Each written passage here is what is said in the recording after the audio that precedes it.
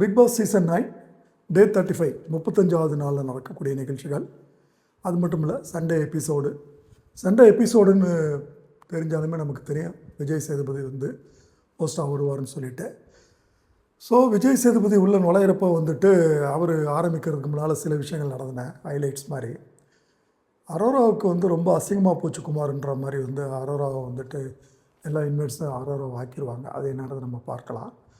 அதே மாதிரி வந்து சைக்கிள் கேப்பில் கடா வெட்டுறது அப்படின்னு சொல்லுவாங்க. அது சைக்கிள் கேப்பில் தான் கடா வெட்டுறாங்களா இல்லை வந்து தெளிவாக தெரிஞ்சு பேசுகிறாங்களா பார்வதி அப்படின்றது வந்துட்டு நம்ம இந்த நிகழ்ச்சியில் வந்து நம்ம வந்து பார்க்கலாம். எல்லோரும் வந்து வெளியே போவாங்கன்னு எதிர்பார்த்துக்கிட்டு இருக்க வந்தவங்க வந்து போகாமல் வந்து பிரவீன் வந்துட்டு எலிமினேட் ஆகிறாரு. இந்த பிரவீன் எலிமினேட் ஆகிறது வந்து மற்ற எல்லாத்தோடையும் வந்துட்டு முக்கியமாக ஒருத்தருக்கு பயங்கர ஷாக்கு. விஜய் சேதுபதிக்கும் ஷாக்கு தான், பட் அதை விட முக்கியமாக ஒருத்தருக்கு ஷாக்கு யார் அப்படின்னு கேட்டுக்கிட்டிங்கன்னா பிரவீனுக்கு தான். அவர் வந்து அவரால் அதை டைஜஸ்ட் பண்ண முடியல. சரி, அதை நம்ம வந்து இந்த ஹைலைட்ஸில் வந்து பார்க்கலாங்க. ஸோ எடுத்தோடனே வந்து ஆகா ஓகா ஹோட்டலை பற்றி வந்து விஜய் சேதுபதி வந்து டிஸ்கஷன் பண்ணுறாரு. அப்படி டிஸ்கஷன் பண்ணுறப்போ வந்துட்டு திவாகரை பார்த்துட்டு அவர் என்ன சொல்கிறாருன்னா, நீங்கள் சரியாக சொல்கிறதில்ல, சும்மா நச்சுக்கு முன்னால் வந்துட்டு தமிழ மக்கள் மீது ஆணை அப்படி இப்படின்னு சொல்கிறது, உங்களை வந்து டாஸ்கில் விளையாட வைக்கிறது எங்களுக்கு பெரிய டாஸ்க்காக இருக்குன்ற மாதிரி திவாகரை ஒரு பிடிச்சி விட்றாரு. அதுக்கு அடுத்து வந்துட்டு அவர் வந்து ஒரு இது கேட்குறாரு. என்ன கேட்குறாருன்னா, ஒரு நாள் ஃபுல்லாக வேலை, ஆனால் கிரெடிட் வந்து அடுத்த ஆளுக்கு போச்சு அப்படின்ற மாதிரி வந்து உங்களுக்கு யாருக்காவது தோணுதா? அதாவது நான் தான் வேலை பார்த்தேன் ஒரு நாள் ஃபுல்லாக, ஆனால் கிரெடிட் அடுத்த ஆளுக்கு போயிடும். வாழ்க்கையில் நம்மளும் பார்த்துருக்குறோம். ஒரு ஆஃபீஸில் வேலை செய்வோம், நமக்கு மேலே இருக்கிற ஒரு சுப்பீரியர் ஆஃபீஸர் வந்துட்டு அவன் பேர் எடுத்துகிட்டு போயிடுவான். ஒரு க்ரைம் கேஸில் வந்து ஒரு சாதாரண ஒரு கிரேட் 2 ஒரு கான்ஸ்டபிள் வந்துட்டு குழு கொடுத்து அவர் போய் சொல்லுவார். சப் இன்ஸ்பெக்டரும் கொஞ்சம் ஒரு அந்த குழுவை டெவலப் பண்ணி பண்ணுவார். கடைசியில் வந்து போலீஸ் கமிஷனர் வந்துட்டு அவர் பேரை தட்டிட்டு போகிற மாதிரி வந்துட்டு இருக்குது இல்லையா? அப்போ அது மாதிரியான ஒரு சூழ்நிலை இப்போ உங்களுக்கு ஓரளவு புரியும் நினைக்கிறேன். பட்டு வேலை செய்கிறவங்களுக்கு அது கிடையாது, ஆனால் அடுத்த ஆளுக்கு கிரெடிட் போகிற மாதிரி இதை சொல்லுங்கன்றாரு விஜய் சேதுபதி. அரோரா வந்துட்டு எடுத்தோடனே சொல்கிறப்போ வந்துட்டு அவங்க வந்து அரோரா வந்து ரொம்ப கிளியராகவே வந்துட்டு இது பண்ணுறாங்க. மேனேஜரை பொறுத்த வரைக்கும் வந்துட்டு நோ சப்போர்ட்டு நோ ஹெல்ப்பு.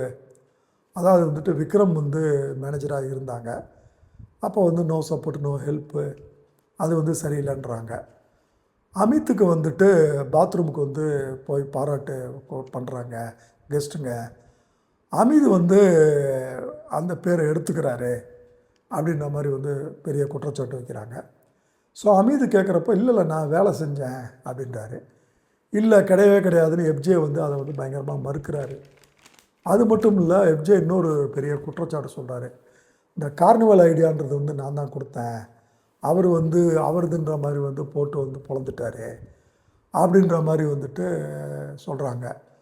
அப்படி சொல்கிறப்போ வந்துட்டு அமித் வந்துட்டு எஃப்ஜே வந்துட்டு ஒர்ஸ்ன்னு சொல்கிறாரு அப்படின்ற மாதிரி வந்துட்டு இவர் வந்துட்டு சொல்கிறப்போ வந்து அமித் எஃப்ஜே வந்து ஒர்ஸ்ன்னு சொல்கிறாரு.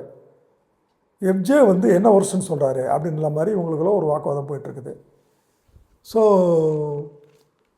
கானா வினோத் வந்துட்டு அமித்துக்கு வந்துட்டு சப்போர்ட் பண்ணுறாரு. இல்லைன்னா அவர் வந்து கொஞ்சம் வேலை பார்த்தாரு, ஜக்குவிசிலலாம் தண்ணியை கொண்டாந்து கொட்டினார் அப்படி இப்படின்னு சொல்கிறப்போ வந்துட்டு கூப்பிட்டு கேட்டலாமா அமித் யார் என்ன சொல்கிறாங்கன்னு சொல்கிற மாதிரி வந்து சொன்னோன்னே அமித் முழிக்கிறாரு. அமித் பார்கவா ஒரு அசம்பஞ்சமாக ஒரு டல்லாக போகிறாருங்க. மேபி அவருக்கு அந்த ஃபுட்டு பத்தலைன்னு நினைக்கிறேன். அவர் உடம்பு பாடி மாஸ் இண்டெக்ஸுக்கு வந்துட்டு அவர் ஃபுட்டு பத்தலைன்னு நான் நினைக்கிறேன். உடனே வந்து தீபக்கை கூப்பிடலாமா கெஸ்ட்டுன்றப்போ வந்துட்டு எல்லாருக்கும் ஒரு ஆச்சரியம். அமித் என்ன முடிவு பண்ணால் தீபக் அது இங்கே வர்றதாவது வீட்டில் போய் இருக்கிறவரில் அப்படின்றப்போ வந்து வாங்க தீபக்குன்னு சொல்கிறப்போ வந்து நம்ம கூட என்ன பண்ணுறோன்னா தீபக் வரமாட்டார்னு நினைக்கிறோம். ஆனால் ஆச்சரியம் தீபக் என்ட்ரி ஆகிறாரு. தீபக் என்ட்ரி ஆனோன்னா அவர்கிட்ட வந்துட்டு கிளியராக வந்துட்டு சொல்கிறாரு. அப்போ தீபக் வந்துட்டு சொல்கிறப்போ வந்து அமித் வந்து தீபக் சொல்கிறத ஏற்றுக்கிறாரு. ஸோ இதில் வந்து என்ன தெரியுதுன்னா, அமித் வேலை பார்க்கலன்னு இல்லை, ஆனால் அதுக்கான உண்டான கிரெடிட்டை வந்துட்டு மற்றவங்க டீமில் வேலை பார்த்தவங்களுடைய கிரெடிட்டை கொடுக்காம தான் தனக்கு தான் ஸ்டார் வாங்கணும் அப்படின்ற முடிவோடு செயல்படுறது வந்து நமக்கெல்லாம் வந்து புரியுது.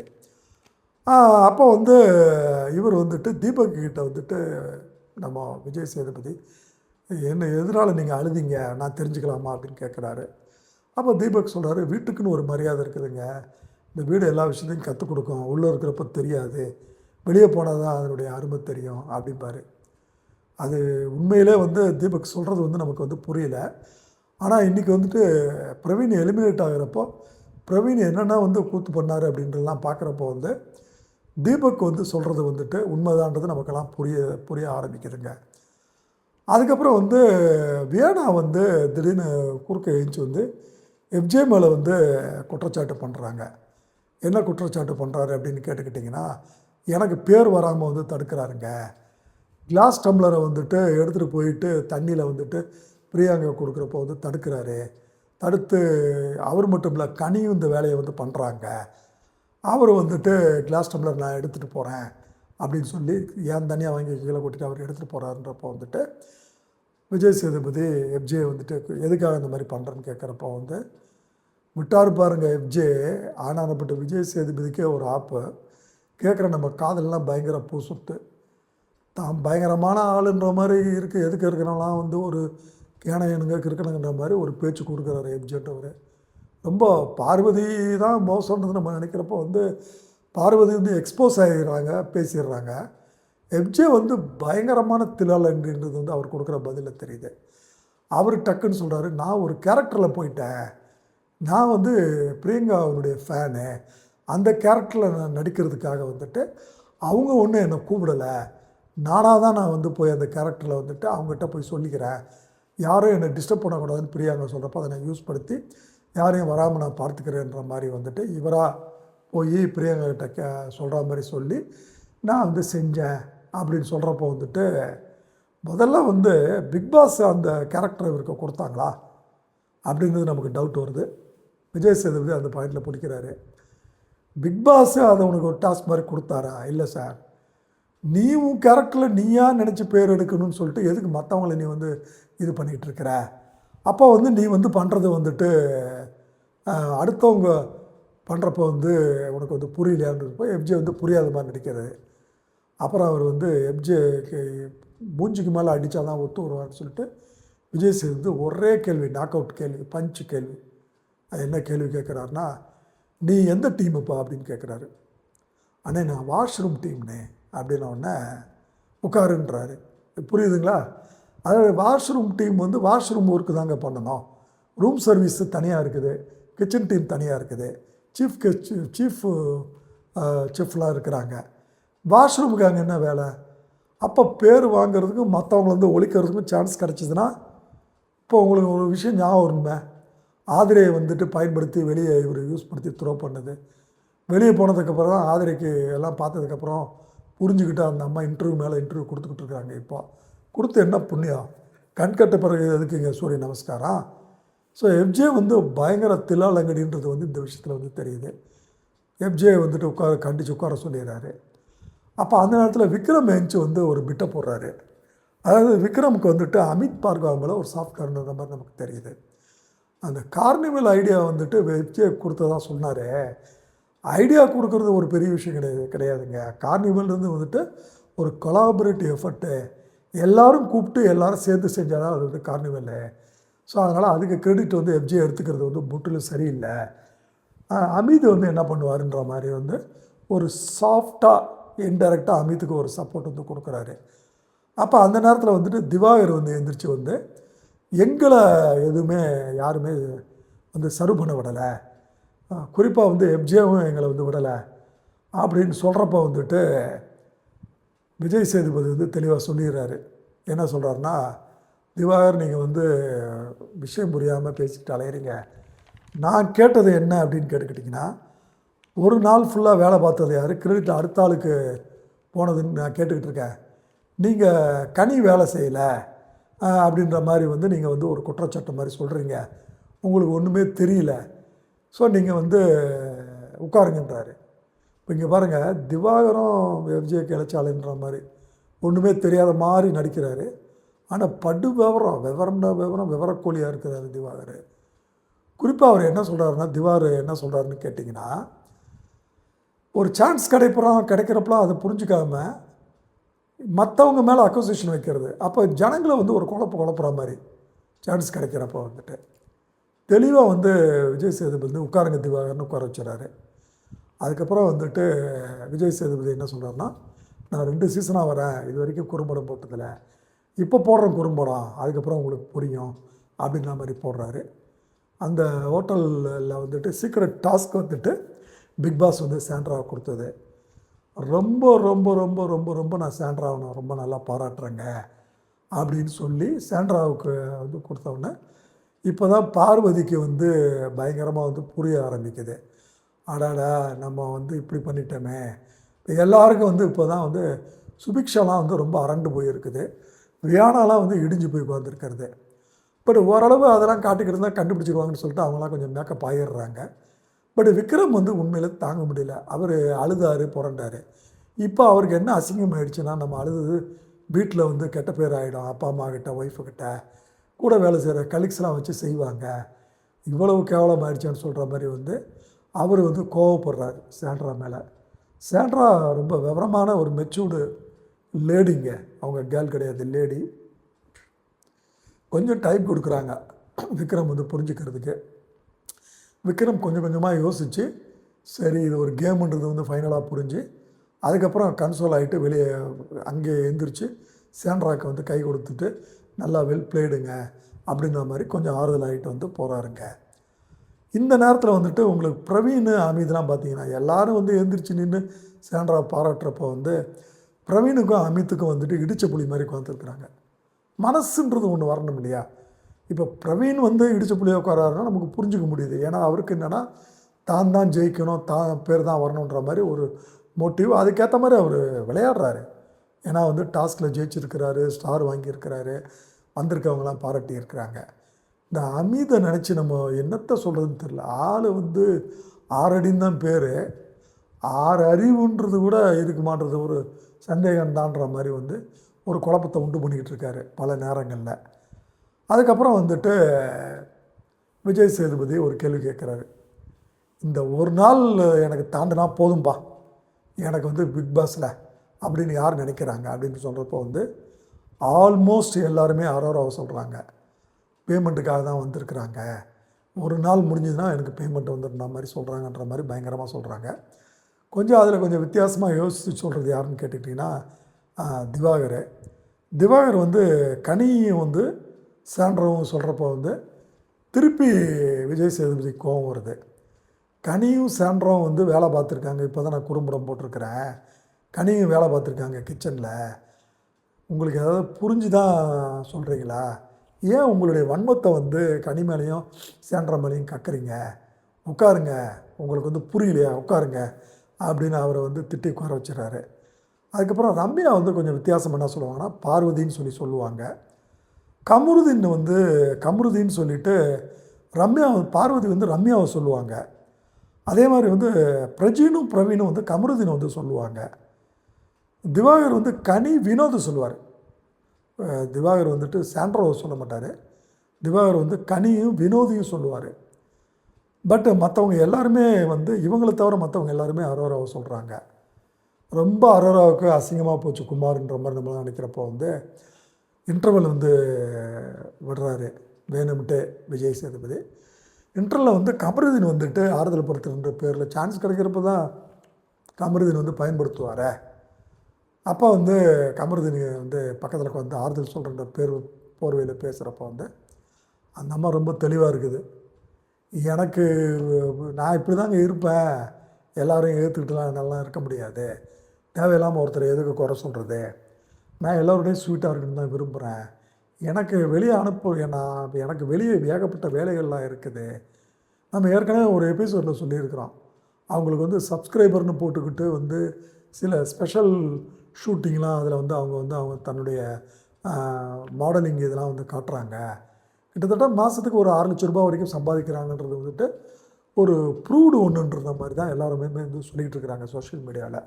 ஸோ அவங்க என்ன நினைக்கிறாங்கன்னா, நம்ம வெளியே போயிட்டு நான் அதை போய் பார்த்துக்கிறேன், அது போய் என்னுடைய நாயெல்லாம் நான் விட்டுட்டு வந்திருக்கிறேன், நான் போகணுன்னு தான் நான் ஆசைப்பட்றேன் அப்படின்ற மாதிரி வந்துட்டு அரோரா வந்து சொல்கிறாங்க. இது வந்து விஜய் சேதுபதிக்கு வந்துட்டு படித்த மாதிரி ஆகுது. எதிர்பார்த்த மாதிரி வந்துட்டு விஜய் சேதுபதி வந்துட்டு உள்ளே வந்துட்டு அரோராவை வந்துட்டு டைரெக்டாக சொல்லாமல் விருப்பம் இல்லைன்றவங்க வந்து வெளியே போகலாம் அப்படின்ற மாதிரி சொல்லிவிட்டு எங்கே அரோரா வெளியே போயிடுவாங்களான்னு பயந்து சேனல் வந்துட்டு விடாது இல்லையா. அரோராவுக்கு வந்துட்டு நீங்கள் பார்த்தீங்கன்னா இன்ஸ்டாகிராமில் வந்துட்டு பயங்கரமாக ஃபேன்ஸ் லட்சக்கணக்கில் இருக்கிறாங்க. அரோரா வந்து சினிமா மாதிரி தாங்க. இவர் காமெடி இருந்தால் ஓடுன்னு எவ்வளவோ ஹீரோ வந்துட்டு இருக்கிறவங்களாம் வந்து எதிர்பார்க்கலையா. ஒரு செந்தில் காமெடி வேணும், கவுண்டமணி காமெடி வேணும், விவேக் காமெடி வேணும், வடிவேல் காமெடி இல்லாமல் வந்துட்டு பெரிய பெரிய ஹீரோ அவங்க படத்தை வந்து ஜெயிக்க வைக்கிறதுக்கு காமெடி வந்து எதிர்பார்த்தது இருந்த விஷயங்கள்லாம் சினிமாவில் நமக்கு தெரியும். ஸோ இது சேனலுக்கும் நல்லா தெரியும். ஸோ அடுத்த செகண்டு விஜய் சேதுபதி பிளேட்டாக அப்படி லைட்டாக திருப்பி போட்டு அரோரா இந்த மாதிரி வந்து சான்ஸ்லாம் வந்து கிடைக்காதுங்க உங்களுக்கு. நீங்கள் வந்துட்டு நல்லா கொஞ்சம் சில விஷயங்கள்லாம் எடுத்து சொல்கிறீங்க. உதாரணமாக வந்து ஹோட்டல் டாஸ்கில் வந்து கிரெடிட் வந்துட்டு தேவையில்லாமல் அமித் எடுத்துக்கிறாரு, அது தேவையில்லை. பாத்ரூம் வந்து வாஷ்ரூம்லாம் நானும் எம்ஜிஆர் தானே பண்ணேன், எங்களுக்கு தானே கிரெடிட் வரன்ற மாதிரிலாம் ரொம்ப நல்லா அழகாக பேசுகிறீங்க. ஏன் வந்து நீங்கள் இந்த மாதிரிலாம் வந்துட்டு பேசுகிற ஆள் வந்து வெளியே போகணுன்னு நினைக்கிறீங்க அப்படின்ற மாதிரி ஒரு கன்வின்சிங் பண்ணி நீங்கள் நல்லா தான் விளையாடுங்கன்னு சொல்கிறப்போ வந்து அரோரா அதை வந்து கொஞ்சம் ஏற்றுக்கிறாங்க. முதல்ல வந்து கொஞ்சம் கண் கலங்குறாங்க, அதுக்கப்புறம் நான் அதை வந்து ஏற்றுக்கிறாங்க ஃபைனலாக அரோரா. அதுக்கப்புறம் வந்துட்டு ரம்யா வந்துட்டு என்ன சொல்கிறாங்கன்னா, இப்போ இன்டர்வல் விஜய் சேதுபதி இன்டர்வல் கொஞ்சம் கொடுக்குறாரு. இன்டர்வலில் வந்து ரம்யா வந்து உடஞ்சிடுறாங்க. ரம்யா என்ன சொல்கிறாங்கன்னா, அந்த பார்வதியை நம்பி வந்து நான் வந்து சொன்னேங்க, எனக்கு வெளியே கடன் இருக்குதுங்க, அதை அடைக்கிறதுக்காக வந்து நான் வந்து சொன்னேன், அது வந்த நாள் சொன்னேங்க, கிட்டத்தட்ட ஒரு மாதம் கழித்து ஞாபகம் வச்சு சரியான நேரத்தில் இந்த பொம்பளை என்னை குத்திட்டாலே அப்படின்னு ரம்யா வந்துட்டு கொஞ்சம் அழுகிறாங்க. கொஞ்சம் இப்போ வந்து யூஸ் படுத்துகிறாங்களே அப்படின்ற மாதிரி கொஞ்சம் வந்து ஃபீல் பண்ணுறாங்க. அப்போ வந்துட்டு இவர் வந்து நம்ம விஜய் சேதுபதி வர்றாரு. விஜய் சேதுபதி வந்து திருப்பி வந்து என்ன சொல்கிறாருன்னா, இந்த மாதிரி வந்து அரோராவை வந்து நான் ஏற்கனவே வந்து சொல்லியிருக்கிறேன், காசுன்றது வந்துட்டு கரைஞ்சிருங்க. நான் வந்து ஆயிரக்கணக்கில் வாங்குறப்போ எனக்கு கடன் இருந்தது, லட்சக்கணக்கில் வாங்குறப்போ எனக்கு கடன் இருந்தது, கோடிக்கணக்கில் வாங்குறப்போ எனக்கு கடன் இருக்குது. ஸோ பிரச்சனைகள் வந்து வந்துக்கிட்டு தான் இருக்கும்.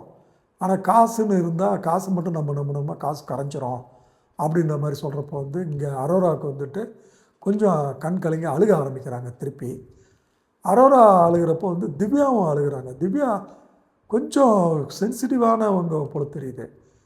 திவ்யா வந்துட்டு அவங்க வந்து கண் கலங்குறாங்க. திவ்யா வந்து தன்னை வந்து ரிலேட் பண்ணுறாங்க.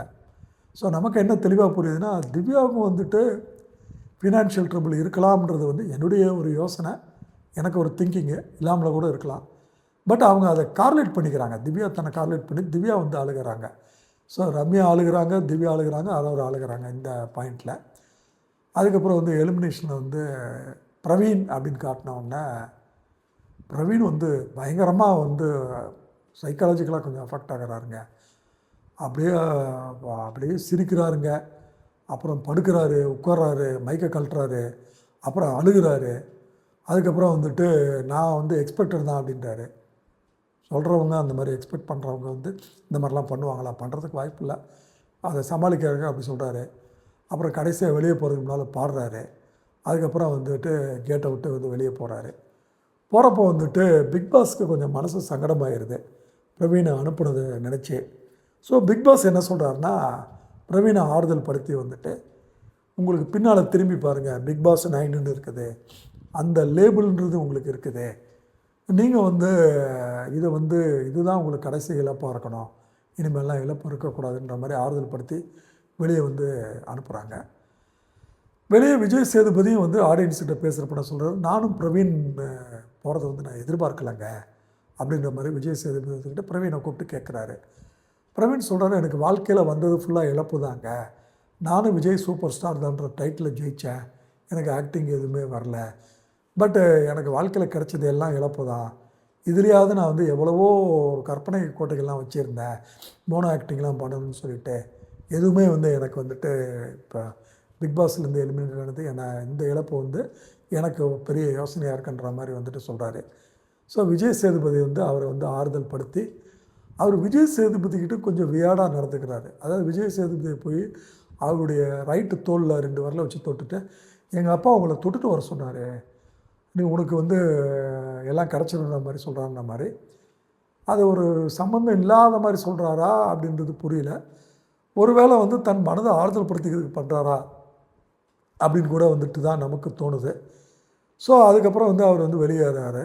இப்போது விஜய் சேதுபதி வந்து நிகழ்ச்சியை முடிச்சுட்டு போகிறப்போ வந்துட்டு உள்ள பிக் பாஸ் இன்மேட்ஸில் சுபிக்ஷா வந்து கிட்ட வந்து பார்வதி வந்து பயங்கரமாக வந்து சொல்கிறாங்க, என்னை எல்லோரும் வந்து 13 ஓட்டு 15 ஓட்டுன்னு போட்டிங்க, எனக்கும் திவாருக்கும். திவாருன்னு கூட அவங்க சொல்லலைங்க, எனக்கு ஓட்டு போட்டிங்க, அவ்வளோ ஓட்டு நீங்கள் வேஸ்ட் பண்ணிங்க. பிரவீன் வந்துட்டு ஒரு நல்ல டிசர்விங் கேண்டிடேட்டு, அவர் வந்து வெளியே போகிறாரு. இப்போ நீங்கள் இந்த மாதிரி மொத்தமாக ஓட்டு போட்டிங்கன்னா டிசர்விங் இருக்கிறவங்களாம் வெளியே போயிடுவாங்க, அன்டிசர்விங்லாம் உள்ளே வந்து கோருவாங்க அப்படின்ட்டு சுபிக்ஷாவுக்கு வந்துட்டு சைக்கிள் கேப்பில் வந்துட்டு ஒரு அட்வைஸுங்கிற மாதிரி வந்து சொல்லி அடுத்த நாமினேஷனில் வந்துட்டு இந்த சான்ஸ் வந்து பார்வதி கரெக்டாக யூஸ் படுத்த ஆரம்பிச்சிட்டாங்கன்ற மாதிரி தான் நமக்கு தோணுது. பார்ப்போம், நம்ம அடுத்தடுத்து வரக்கூடிய நிகழ்ச்சிகள் என்னன்றது நம்ம வந்து பார்த்தா தான் நமக்கு ஐடியாக்கள் வந்து கிடைக்குங்க. இதோட இந்த நிகழ்ச்சி முடியுதுங்க.